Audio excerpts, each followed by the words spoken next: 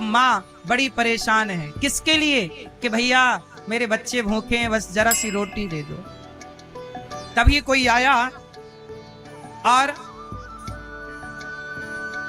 उस स्त्री से कहने लगा कि तू चिंता ना कर, तुम यहां बैठो, मैं तुम्हारी पूजा करता हूं। एक आया और उस स्त्री की पूजा करने लगा। बोला स्त्री तो लक्ष्मी होती है, आओ हम तुम्हारी पूजा करते हैं। वो स्त्री को पानी डालकर नहलाया, माला पहनाया, आरती उतारा।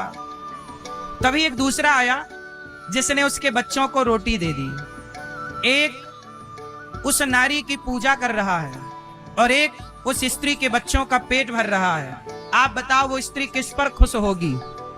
जो उसकी पूजा करने में लग गया या जो उसके बच्चों का पेट भरने में लग गया? बोलो जोर से। जो उसके बच्चों का पेट भरता है ना, वो माता उस पर प्रसन्न। भैया बड़ी कृपा, धन्यवाद, आपने मेरे बच्चों का पेट भरा। ऐसे ही भगवान की पूजा क्या है? अरे भगवान को जल चढ़ाना, तुलसी चढ़ाना ये नहीं, हम सब भगवान के बच्चे हैं और कोई भी भगवान का बच्चा भूखा प्यासा हो उसकी सेवा करना, यही भगवान की सबसे बड़ी भक्ति है। किसी भूखे को भोजन कराना, प्यासे को पानी पिलाना, भगवान कैसे खुश होंगे? आप किसी के बारे में सोचते हैं ना, तब ये खुश होते हैं। इसलिए सबसे बड़ा दान क्या है जानते हो? बताओ, धरती में सबसे बड़ा दान क्या है? जोर से। अन्न दान। कुछ मत दो पर रोटियां दान करना सीखो, रोटी देना सीखो। बिहार में एक गरीब ब्राह्मण रहा करते थे। सुनो एक सच्ची कहानी। एक गरीब ब्राह्मण थे, पत्नी परेशान हो गई। पत्नी ने पति से कहा, स्वामी कई दिन हो गए घर में चूल्हा नहीं जला। पंडित जी बोले क्या करें? पत्नी बोली कि आप बहुत पुण्यात्मा हो, जो अपने यहाँ का राजा है ना वो पुण्य खरीदता है, जाओ आप अपने थोड़े पुण्य बेच के थोड़ा पैसा ले आओ तो घर में रोटी की व्यवस्था हो जाएगी। पंडित जी बोले तुम ठीक कहती हो। वो पंडित जी बड़े पुण्यात्मा थे, बड़े पुण्य वाले थे, दिन भर पुण्य करते, अच्छे काम करते, पूजा पाठ करते, भगवान का नाम जपते, बड़ा पुण्य करते। पंडितानी बोली कि अच्छा आप राजा के यहाँ जाओ, अपना पुण्य बेच करके आओ। राजा पुण्य खरीदता है सबके। पंडित जी बोले मैं कल जाऊंगा।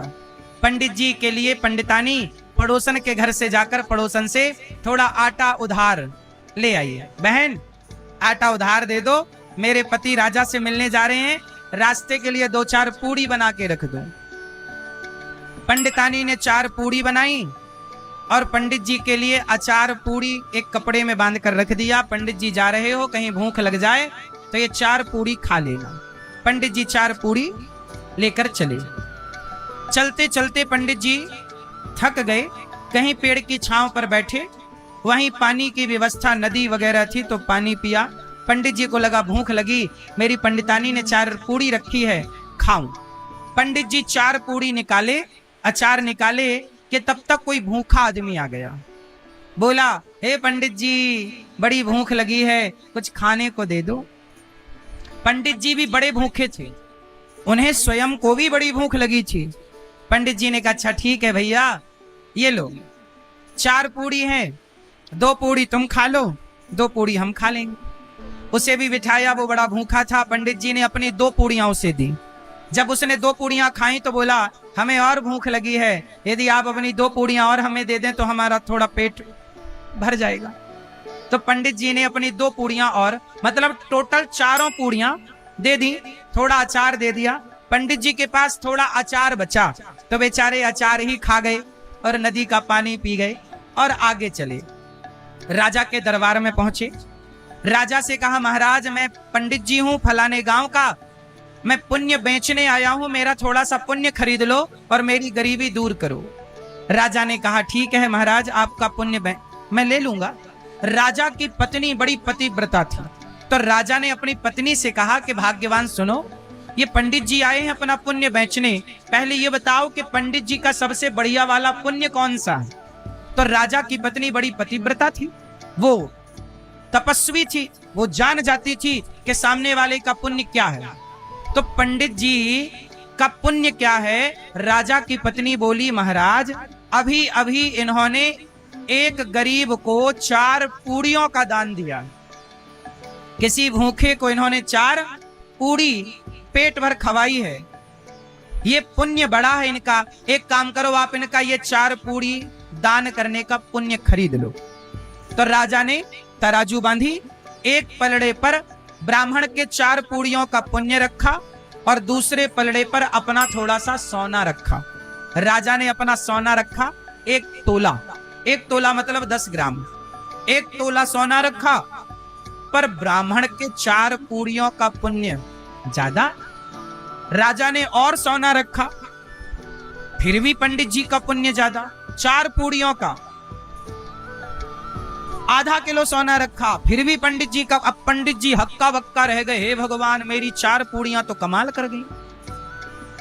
राजा ने 1 किलो सोना रखा, 4 किलो सोना रखा, 10 किलो सोना रखा।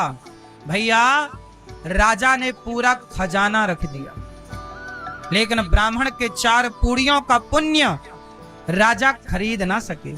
तब राजा पत्नी से बोले, देवी हम लोग भी तो रोटियां दान करते हैं, तो क्या हमारा भी पुण्य इतना बड़ा है?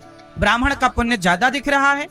तब रानी बोली, महाराज ये ब्राह्मण स्वयं गरीब है, स्वयं भूखा है। देखो आपका पेट भरा हो ना, तो आप किसी को 4 रोटियां दे दो, बड़ी बात नहीं है। लेकिन आपके पास 4 ही रोटियां हो और आपका भी पेट खाली हो, आप भी भूखे हो और आप भूखे हो और आपके पास 4 रोटियां हो और भूखे रहकर आप किसी का पेट भरते हैं, तो उस पुण्य की बराबरी कोई नहीं कर सकता। भूखे रहकर भी आपने किसी के बारे में सोचा। वो ब्राह्मण का पुण्य इसलिए ज्यादा है क्योंकि वो खुद भूखे थे, पर उन्होंने उस भूखे रहकर भी किसी की भूख मिटाने का सोचा। तब वो ब्राह्मण बोले कि महाराज आप तो मेरा पुण्य खरीद ना पाए, अब एक काम करो मेरा पुण्य मुझे दे दो, मेरा पुण्य बेचना ही नहीं, अब नहीं बेचना। पंडित जी दौड़े दौड़े पंडितानी के पास आए, बोले पत्नी से कहा, अरे भाग्यवान हमें लगता था हम गरीब हैं, आज देखने से पता चला कि राजा गरीब है, अपन गरीब नहीं है। गरीब वो हैं जिनके पास पुण्य नहीं है, अमीर हैं वो जिनके पास पुण्य है। इसलिए कहता हूं कि गौरी गोपाल आश्रम में मेरी वृद्ध माताएं रहती हैं। आप लोग सहयोग करते हो तो वृद्ध माओं को भोजन मिलता है। गौरी गोपाल आश्रम में हजारों साधु संतों को भोजन मिलता है जो वृंदावन धाम में भजन। आप लोग वृंदावन नहीं आ सकते तो कोई बात नहीं, वृंदावन में साधु जो भजन करने वाले, कम से कम उन तक अपनी रोटियां तो पहुंचा दो। आप कम से कम 2-4 रोटी का तो साथ दे दो कि आज हमारी तरफ से संतों को भोजन बटेगा। आज आप संतों को 1 दिन का अन्न क्षेत्र बंटवा सकते हैं कि आज का अन्न क्षेत्र हमारी तरफ से। हमारी मैया श्रीमती रामा देवी पूर्व सांसद जी हैं। आपने भी गौरी गोपाल आश्रम में वृद्ध माओं के लिए सहयोग किया, एक बार तालियां बजाकर। गुप्त दान दिया है मैया ने, बहुत सेवा की। तालियां बजाकर हमारी मैया श्रीमती रामा देवी का स्वागत करें। आप सभी जो कार्यकर्ता टीम है यहाँ की, आप सब साधुवाद के पात्र हैं। आपने इतना बड़ा आयोजन करा के पूरे क्षेत्रवासियों का दिल जीत लिया है। पूरी टीम के लिए, मुजफ्फरपुर सेवा संस्थान टीम के लिए, मृत्युंजय भैया के लिए और हमारे आशीष जी के लिए सुंदर तालियां, जिनके खूब लगन मेहनत और प्रयास से यह कार्य सिद्ध हो पाया। हमें बहुत अच्छा लगा आपके बीच में आकर। कोई हमसे त्रुटि हुई हो तो हमें क्षमा करिए। कितने लोग हमें क्षमा करेंगे? आप मेरी माँ हो, मेरी बहन हो, मेरे भाई हो, मेरे पिता तुल्य बुजुर्ग हो। यदि मेरे से कोई अपराध हो तो मुझे अपना बेटा, भाई, दास, सेवक मानकर क्षमा कीजिए। अब बड़े प्रेम से हम सब भगवान के चरणों में समर्पण करें और भगवान से प्रेम करें। जितना प्रेम एक माँ बेटे से करती है, इतना प्रेम यदि भक्त अपने भगवान से करे तो उसका कल्याण हो जाए। बोलिए भक्त वत्सल भगवान की। एक बार झूम लेते हैं, फिर आरती की ओर चलते हैं। बोलिए भक्त वत्सल भगवान की जय। हाँ दीवाना राधे का। एक करती थी किसी से प्यार, किसी राजा से, उस राजा से उसका विवाह होने वाला, पर पितामह ने अपहरण कर लिया। तो पितामह से कहा कि मैं उसको चाहती हूँ आप मुझे छोड़ दीजिए, मैं उस फलाने राजा के संग विवाह करूंगी। अब वो लौट करके उसके पास गई तो उस राजा ने मना कर दिया कि तेरा तो पितामह ने अपहरण कर लिया और दूसरे के हक को मैं स्वीकार नहीं करता, कि तुझे तो फलाने ने चुरा लिया, अपहरण कर लिया, अब तू मेरी अर्धांगिनी बनने के योग्य, अब तो दूसरे का हक है, मैं दूसरे का हक नहीं खाता, चल भगा दिया। अब वो फिर लौट दौड़ी दौड़ी पितामह के पास आई कि आपने मेरा हरण किया है तो आप ही मेरा विवाह, आप ही मुझसे विवाह करो। पितामह बोले मैं कर नहीं सकता क्योंकि अखंड ब्रह्मचारी हूं, तुम्हारा मन है तो मेरे भाइयों से कर लो, नहीं तुमने अपहरण किया मैं तुमसे ही करूंगी। जब नहीं किया पितामह ने तो उसने एक जंगल में जाके तपस्या की, बोले मैं पितामह को मारूंगी। तो उस लड़की ने तपस्या की और तपस्या कर करके उसने शरीर पूरा किया। बाद में उसकी तपस्या का बड़ा वर्णन है। बाद में वही चल के शिखंडी बनी कि चलो तुम तो नहीं मार पाओगी पितामह को, तुम्हारी इतनी तपस्या है, फिर भी तुम्हें इतना तो बल नहीं मिलेगा कि तुम पितामह को मार पाओ, परंतु तुम्हारे कारण पितामह मरेंगे। तो वही लड़की तपस्या करके बाद में शिखंडी बनी। शिखंडी क्या, पहले वो लड़की के रूप में पैदा हुआ, फिर बाद में वो लड़का बना। सोचिए हमारे यहाँ ये विज्ञान था कि लड़की को लड़का बना दिया जाता था, जो आज होता ना, आज भी कुछ लोग ऐसा करते हैं, है ना, पहले भी ऐसा। पर आज के जमाने में कोई लड़की लड़का बन जाए और कोई लड़का लड़की बन जाए तो लड़का जो लड़की बन जाए। आजकल देखो ना बाजार में कितने लड़के नाक छिदाए घूम रहे हैं। बोलो हाँ, घूम रहे हैं नाक छिदाए, चूड़ी पहने और दाढ़ी है, लड़की बने घूम रहे। लेकिन कोई लड़का आज विज्ञान उसे लड़की बना दे तो वो बच्चा पैदा नहीं कर सकता, गर्भ में उसके बच्चा नहीं हो सकता। लेकिन पहले ऐसा था कि लड़की से जब लड़का बने शिखंडी तो वो किसी बच्चे के पिता भी बने। यक्ष ने उन्हें ये सब किया था बाद में। तो शिखंडी आज अर्जुन के रथ में है और शिखंडी को देखकर भीष्म पितामह ने अपने अस्त्र शस्त्र डाल दिए। तब अर्जुन ने बाणों की बारिश की और छलनी कर दिया शरीर को। पितामह को अधर्म से मरना पड़ा। क्यों? क्योंकि जब द्रौपदी की साड़ी खिंच रही थी उस समय पितामह का शांत रहना ही अधर्म था। उस समय पितामह का चुप रहना ही, बोलो, अधर्म था। इसलिए कहता हूं अधर्म करोगे तो अधर्म तुम्हारी जान लेगा। इसलिए कहता हूं कोई कितना भी अधर्म करे पर तुम धर्म के रास्ते को मत छोड़िएगा, धर्म मत छोड़ना। धर्म बड़ी चीज है। भगवान ने पांडवों का साथ दिया क्योंकि पांडवों के पक्ष में कौन है? धर्म। और धर्म जहां कृष्ण वहां।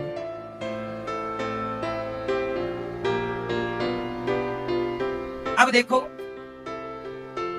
महाभारत में, अच्छा ये बताओ महाभारत किसके कारण हुआ? कौन जिम्मेदार है पूरे महाभारत का? कौन जिम्मेदार है? जोर से। पूरे महाभारत में जिम्मेदार कौन है? क्यों हुआ महाभारत? भूमि का विवाद। किसका विवाद? भूमि का विवाद। यदि पांडवों को पांडवों का अधिकार कौरव दे देते, भगवान बोले थे कि पांडवों को 5 गांव दे दो। दुर्योधन बोला सुई की नोक बराबर भी नहीं दूंगा। जब आप किसी का हक छीनते हैं, जब आप किसी का हक मारते हैं तो परिणाम बुरा होता है। यही हुआ महाभारत में। पूरे महाभारत का एकमात्र काम था, धृतराष्ट्र यदि बंटवारा कर देते सही सही, पांडवों का इंद्रप्रस्थ जो छीना वो वापस दे देते तो महाभारत ना होता, सर्वनाश ना होता। इसलिए कहता हूं कि जब आप किसी दूसरे की संपत्ति पर नजर गड़ाते हो, दूसरे के धन का अपहरण करते हो, तो आप अपने नाश को चुनौती देते हो, अपने नाश का ही आप स्वागत करते हैं। इसलिए पूरे महाभारत का मुख्य कारण है सही बंटवारा ना होना। इसलिए हम सबसे कहते हैं कि आप लोग मरने से पहले अपने बच्चों का बंटवारा कर दो। नहीं करोगे तो आपके मरने के बाद आपके बच्चे आपस में लड़के मर जाएंगे, जो कि संसार में देखने को मिल रहा है। भाई भाई आपस में लड़ रहे हैं, बाप मर तो गया पर बंटवारा नहीं किया। बंटवारा कर दिया होता तो झंझट ना होती। बोलो हाँ हाँ। इसलिए मरने से पहले आप लोग भी अपने बच्चों का बंटवारा कर दो। जो संपत्ति जिसे देनी है दोनों की राजी मर्जी से दे दो। थोड़ा बुढ़ापे में अपने पास बचा के रखो कि जो आपकी सेवा करेगा। पहले ही आप लिख के जाओ कि भाई इससे मिलना है, या दोनों को 50-50 लिख दो, ताकि तुम्हारे मरने के बाद कोई विवाद की स्थिति ना हो। क्योंकि झगड़े की जड़ है 3, जड़, जोरू और जमीन। झगड़े की जड़ 3, जड़ मतलब मूर्खता, जोरू मतलब पत्नी, जमीन मतलब जमीन जायदाद। ये झगड़े की जड़ 3 ही है। इसलिए झगड़ा ना हो, इसके लिए आप सबको बहुत समझदारी का परिचय देना चाहिए। बोलो हाँ। तो आप लोगों ने बंटवारा कर दिया कि नहीं? बोलो भैया, कितने बच्चे हैं आपके? बंटवारा नहीं किया? जाके सबसे पहले बंटवारे में लगना।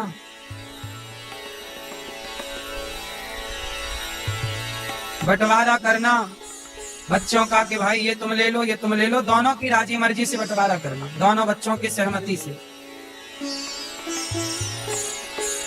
नहीं तो आपके घर में भी एक महाभारत खड़ा हो जाएगा।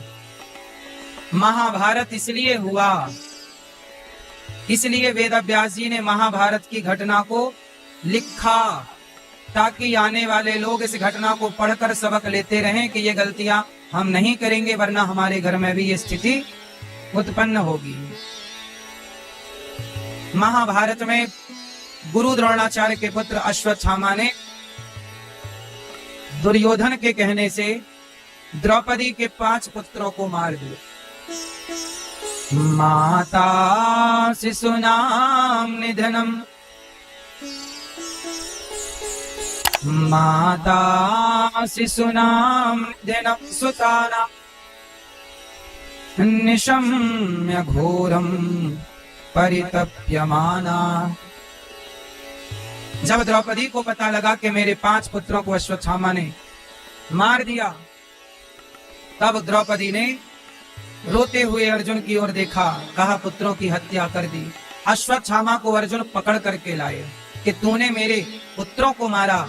अश्वत्थामा के ऊपर ब्रह्मास्त्र, अर्जुन के ऊपर अश्वत्थामा ने ब्रह्मास्त्र चलाया। अर्जुन भगवान की शरण में आए। कृष्ण कृष्ण महाबाहो भक्तानाम भयंकर, त्वमेको दह्यमानाना मब्बवर्गोऽसि संस्रते।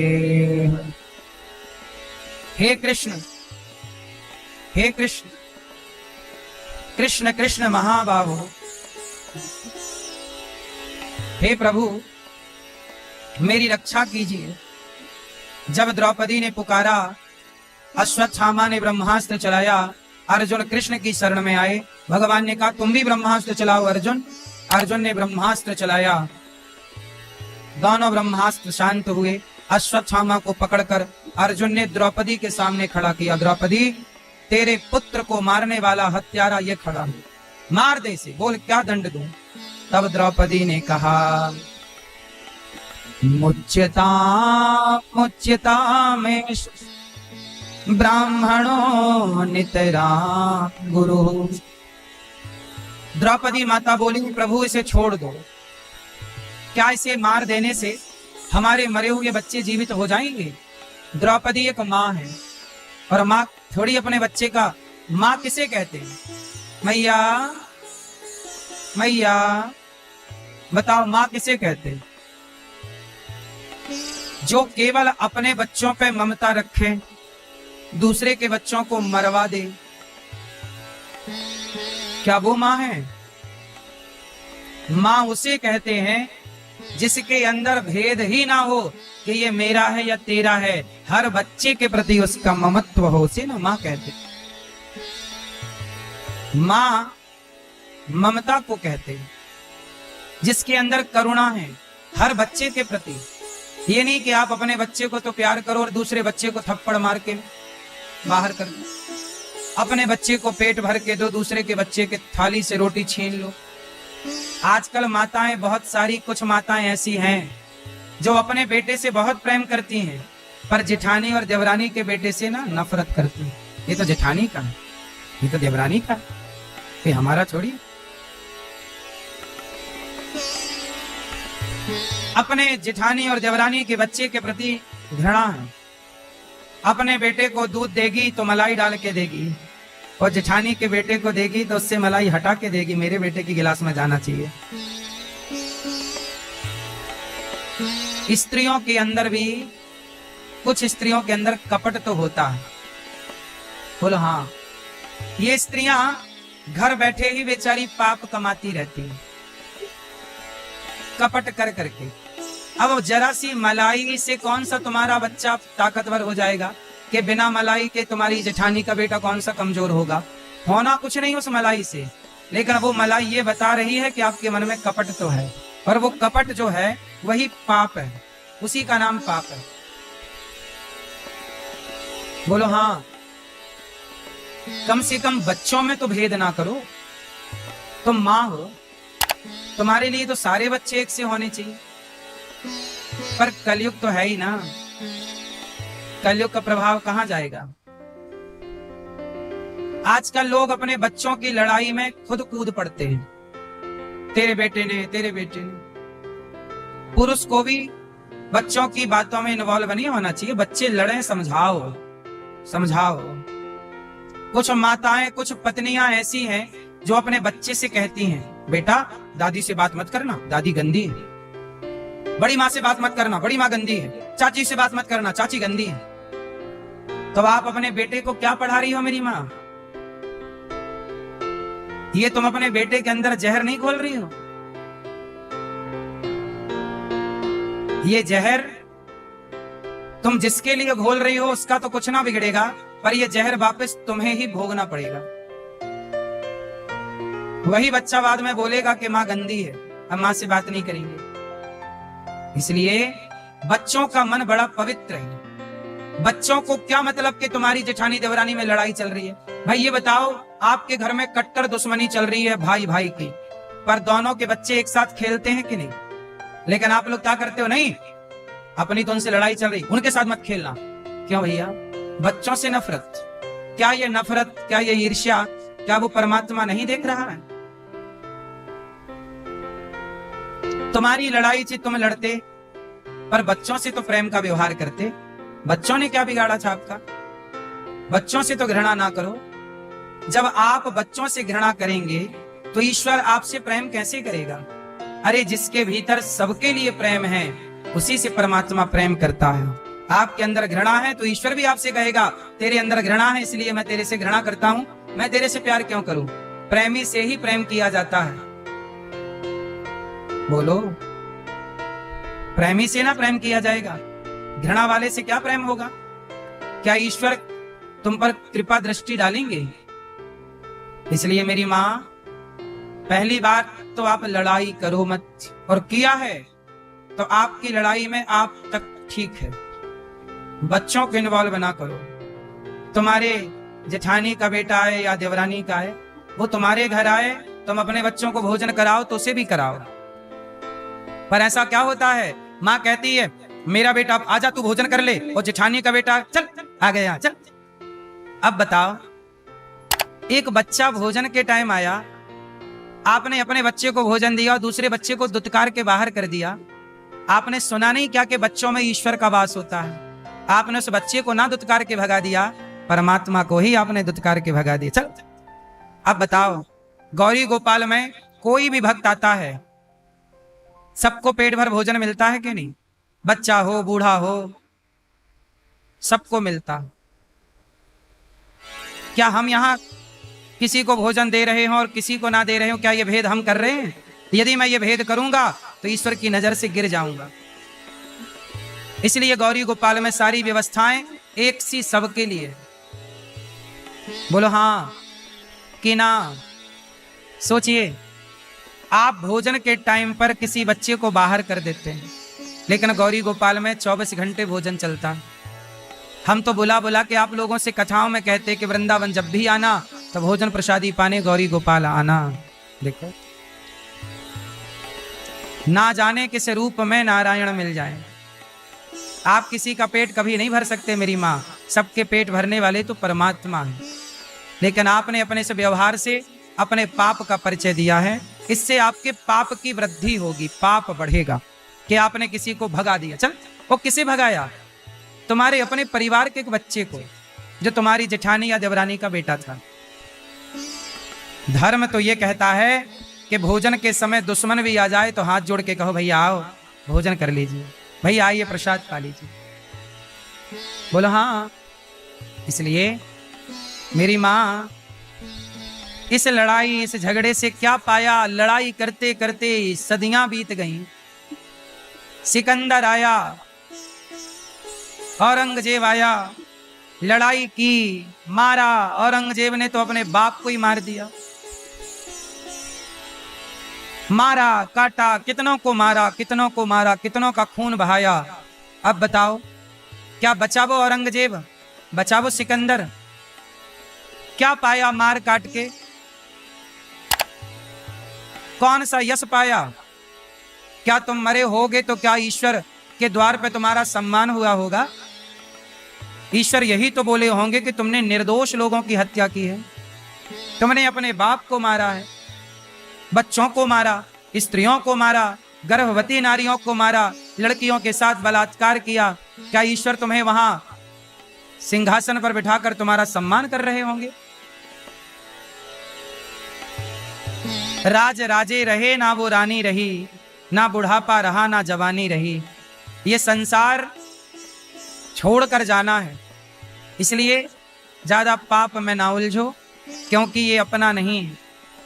हमारा और आपका यहां पर सब कुछ समाप्त होना है। यदि कुछ रह जाएगा तो जानते हो क्या रह जाएगा? इस धरती पर यदि कुछ शेष रहेगा तो क्या रह जाएगा? हमारा और आपका किया गया पाप और पुण्य। इसलिए हम आपसे कहते हैं कि पाप करने से बचो। जो व्यक्ति पाप कर रहा है वो पाप करके पाएगा क्या? पता नहीं लोग क्यों पाप करते हैं, पता नहीं लोग क्यों अपराध करते हैं, पता नहीं लोग क्यों नहीं समझते। तुलसीदास जी हमेशा एक बात कहते हैं कि शरीर हमारा एक खेत है और पाप और पुण्य के दो बीज हैं। शरीर के खेत में बुवाई किसकी हुई? पाप और पुण्य की।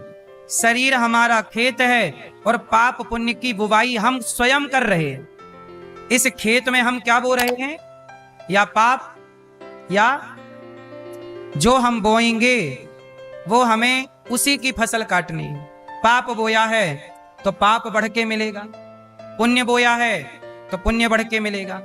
घृणा बोई है तो घृणा मिलेगी, नफरत बोई है नफरत मिलेगी, और प्रेम बोया है तो प्रेम से परमात्मा गले लगाएंगे आप। द्रौपदी एक मां है, और भला कोई मां निर्दयी कैसे हो सकती है? इसलिए आप लोग कैसी मां बनना? दयावान। क्या बनोगे मेरी मां? हाँ, दया से भरी हुई। भगवान ने द्रौपदी के पुत्रों को मारने वाले अश्वत्थामा की सिर की मणि निकाल ली। ब्रह्म बंधुर न हंतव्य तताई बधारणा मयि वो भयमामना तम परिपाहि अनुशासनम। छोड़ दिया उसके सिर की मणि निकाल के। उत्तरा के गर्भ को नष्ट करना चाहा, उत्तरा शरण में आई। पाहि पाहि महायोगिन देव देव जगतपते। भगवान ने उत्तरा के गर्भ की रक्षा की। अब कुंती बुआ भगवान से कहती हैं, प्रभु हमें आप विपत्ति दीजिए। कुंती बुआ ने कहा, कृष्णाय वासुदेवाय देवकी नंदनाय च नंद गोप कुमाराय गोविंदाय नमो नमः। आज कुंती बुआ ने भगवान से क्या मांगा? दुख। नमः पंकजनाभाय नमः पंकजमालिने नमः पंकजनेत्राय नमस्ते पंकजांघ्रये। हे प्रभु, आप जिनकी नाभि से ब्रह्मा का जन्म स्थान है, कमल प्रकट हुआ, कमल में ब्रह्मा जी प्रकट हुए, जो सुंदर कमलों की माला पहनते हैं, जिनके नेत्र कमल के समान विशाल हैं, कोमल हैं, जिनके चरण कमलों का, जिनके चरण में कमल का चिन्ह बना हुआ है, ऐसे श्री कृष्ण को ये कुंती नमस्कार करती है। हे प्रभु, हे दीनबंधु, हे दीनानाथ, हे भक्त वत्सल, हे पतित पावन, हे करुणा निधान, आज मैं आपसे कुछ चाहती हूँ। क्या बुआ? विपत्ति विपदा संतु नः सस्व तत्र तत्र जगत गुरु। विपत्ति क्यों मांगती हैं कुंती बुआ? कुंती बुआ कहती है कि कन्हैया, जब से सुख आया है मैं डर गई हूं कि कहीं इस सुख में आपका स्मरण भूल ना जाऊं। अच्छा तो वो दुख है जो बार बार आपकी याद दिलाता है जब जब विपत्ति आती है। हे प्रभु,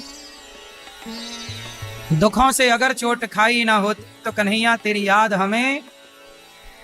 सुख अच्छा नहीं है मेरी माँ, सुख तो भगवान को भुला देता है। जो सुखी हो जाते हैं वो भगवान को, कम लोग हैं जिन पर कृपा है जो सुखी होके भी भगवान को याद रखते। वो ऐसे लोग कम हैं जिन पर कृपा है वो सुखी होके भी नहीं भूले। वरना आज तो जरा सा धन धान्य आ जाए तो लोग कहाँ माँ बाप को याद नहीं रखते, तो भगवान की तो छोड़ दो। बोलो हाँ। परंतु कुंती बुआ बोली हमें सुख नहीं चाहिए प्रभु, दुख चाहिए। जबकि कुंती का बेटा धर्मराज युधिष्ठिर महाभारत जीतने के बाद पूरी दुनिया के राजा बन गए। राजा की माता कह रही है हमें सुख ना चाहिए, क्योंकि सुख आपसे दूर करने वाला है। इसलिए भगवान से ना सुख चाहो ना दुख। हे प्रभु, सुख दुख हमें नहीं चाहिए। ऐसी कृपा करो श्रीमन नारायण कि हर क्षण हम आपका स्मरण करते रहे। नाथ, एक पल के लिए मैं आपको भूलूं नहीं। बोलो हे नाथ, मैं आपको कभी भूलूं नहीं। ईश्वर का स्मरण ही सुख है और ईश्वर का विस्मरण ही दुख है। कुंती बुआ पर कृपा करके भगवान भीष्म पितामह बाणों की सैया पर लेटे। दर्शन करने के लिए भगवान भीष्म पितामह का दर्शन करने गए। पितामह ने भगवान की स्तुति की। इति मति रूप कल्पिता वितृष्णा भगवती सात्वत पुंगवे विभूम्नि स्वसुखमुपगते क्वचित विहर्तुम प्रकृतिमुपेयुषे यद भव प्रवाह। इस प्रकार से भगवान की स्तुति करते हुए पितामह ने कहा कि हे प्रभु, मुझे विश्वास था कि आप जरूर आएंगे। आप आए। प्रभु ऐसी कृपा करिए कि आपका स्मरण बना रहे। प्रभु मेरी बुद्धि को स्वीकार कर लीजिए। भीष्म पितामह ने अपनी बुद्धि भगवान के चरणों में समर्पित कर दी और बुद्धि समर्पित करते ही भगवान क्या बन गए? पितामह की बुद्धि के पति। पितामह की बुद्धि पितामह ने अर्पण कर दी। प्रभु मेरी बुद्धि आप ले लो। प्रभु मेरी बुद्धि, प्रभु मेरी बुद्धि आप ले लो। मेरी बुद्धि आप ले लो। अपनी बुद्धि अर्पण कर दी परमात्मा के चरणों में। पितामह की परम गति हुई। इसके बाद भगवान द्वारिका गए, जहां द्वारिका में भगवान का सम्मान हुआ। धृतराष्ट्र गांधारी का कल्याण विदुर जी के द्वारा हुआ। इसके बाद भगवान लीला पूरी करके परम धाम को गए। राजा परीक्षित जी को एक संत का अपमान करने के कारण उन्होंने एक संत के गले में मरा सांप डाल दिया, जिसके कारण उन्हें 7 दिन में मरने का श्राप लगा। पुत्र को जन्मेजय को राजा बना के शुकताल गए। वहां सुखदेव जी आए। हाथ जोड़कर परीक्षित जी ने कहा, प्रभु मुझे 7 दिन में मरने का श्राप लगा, बताइए मैं क्या करूं? सुखदेव जी ने कहा, वरी आने सते प्रश्न कृतो लोकहितम नृप। आपने बड़ा उत्तम प्रश्न किया है। जिसका समय कम है वो क्या करे? भगवान का चिंतन करे, कीर्तन करे। दोनों भगवत चिंतन में डूब गए सुखदेव जी और परीक्षित जी, कथा में डूब गए। हमारी आयु बहुत ज्यादा नहीं। मैं आप लोगों की बात नहीं करता, अपनी बात करता हूं। हमारी आयु बहुत ज्यादा नहीं है। इस आयु में हमें क्या करना चाहिए? जितनी भी आयु ईश्वर ने दे रखी है, हमें नहीं पता हमारी आयु कितनी है, पर जितनी आयु ईश्वर ने दे रखी है उस आयु के प्रत्येक क्षण को भगवान की और भगवान के भक्तों की सेवा में खर्च करना चाहिए। अपनी आयु सेवा में लगाओ।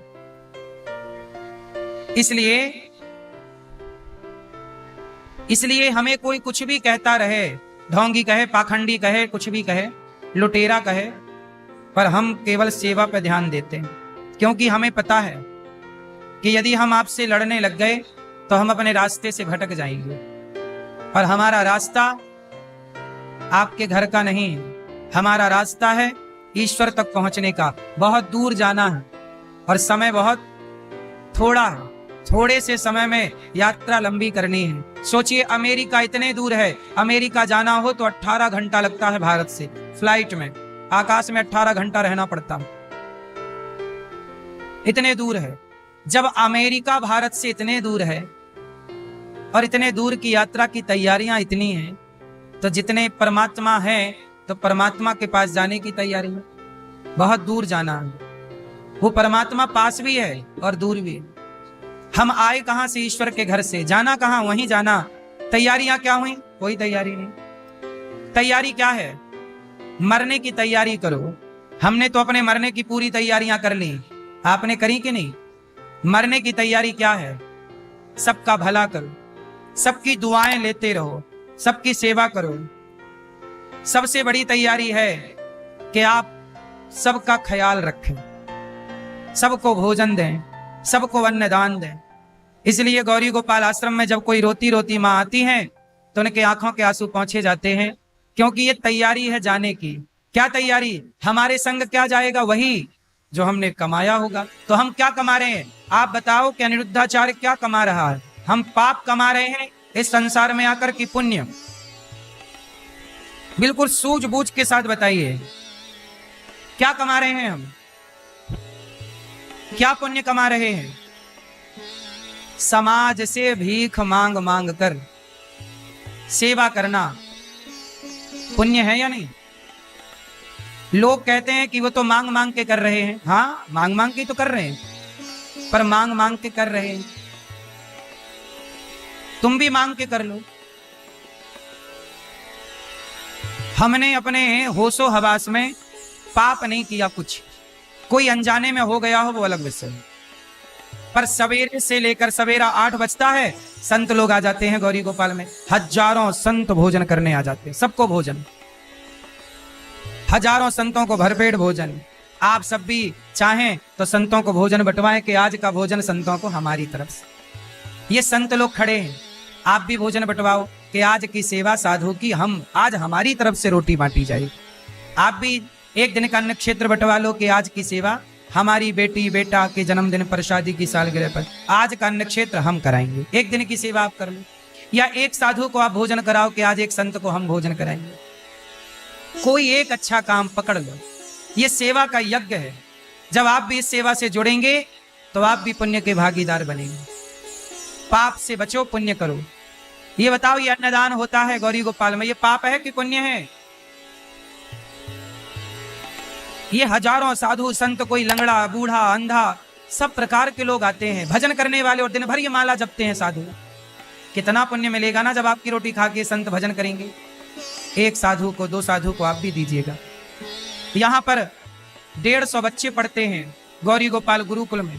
अभी एक गुरुकुल के बाद एक स्कूल बनाने का मेरा प्लान है, कक्षा 1 से 12वीं तक, जहां बच्चों को शिक्षा के संग संस्कार भी दिए जाएं। सीबीएसई बोर्ड का स्कूल होगा और भारत का ये पहला स्कूल ऐसा बनेगा जहां सीबीएसई बोर्ड की पढ़ाई बच्चों को ये दास निःशुल्क करवाएगा, आप सबके आशीर्वाद और सहयोग से।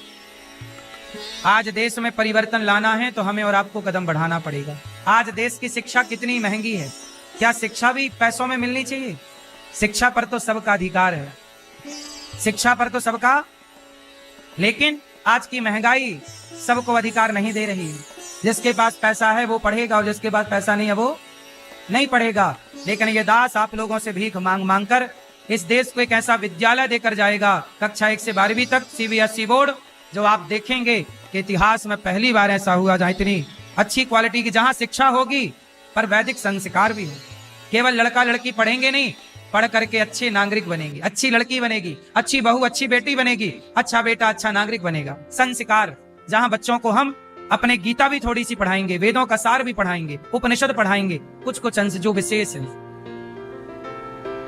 राजा परीक्षित जी को 7 दिन में मरने का श्राप लगा, जिसे मरना हो वो क्या करे, ये सवाल परीक्षित जी ने पूछा। सुखदेव जी ने भगवत चिंतन किया, बोले भागवत सुनो। दोनों भागवत जी के भगवान के चिंतन में डूब गए। आगे की चर्चा कल होगी। मेरा भी साथ में, मेरा साथ में ले लो, हाथ में ले लो मेरा।